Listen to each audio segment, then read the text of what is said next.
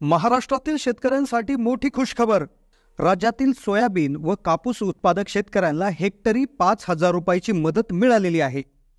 राज्यातील कापूस आणि सोयाबीन उत्पादक शेतकऱ्यांना भावांतर योजनेअंतर्गत भाव फरक देत हेक्टरी 5,000 रुपये मदत देण्याचं महायुती सरकारने जाहीर केलं होतं. पण आज मुख्यमंत्री एकनाथ शिंदे, उपमुख्यमंत्री देवेंद्र फडणवीस, अजित पवार व कृषी मंत्री धनंजय मुंडे यांच्या हस्ते ऑनलाईन वितरण झालेलं आहे. पहिल्या टप्प्यात जवळपास 50 लाख शेतकऱ्यांच्या खात्यात 2399 कोटीचा जो निधी आहे तो वितरित करण्यात आलेला आहे.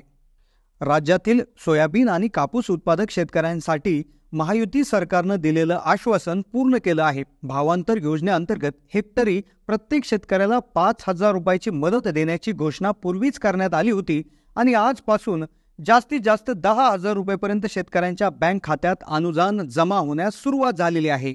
शेतकऱ्यांमध्ये प्रचंड आनंद आहे.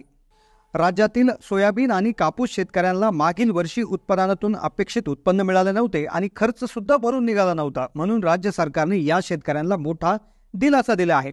महायुती सरकार शेतकऱ्यांच्या पाठीशी ठामपणे उभा आहे आणि अशा प्रकारच्या योजनेमधून शेतकऱ्यांना आधार मिळत आहे. महायुती सरकारने शेतकऱ्यांना दिलेला शब्द पूर्ण केला आहे. त्यामुळेच हा अपडेट तुम्ही तुमच्या ओळखीच्या शेतकऱ्यांपर्यंत नक्की पोहोचवा. व्हिडिओ शेअर करायला विसरू नका. धन्यवाद.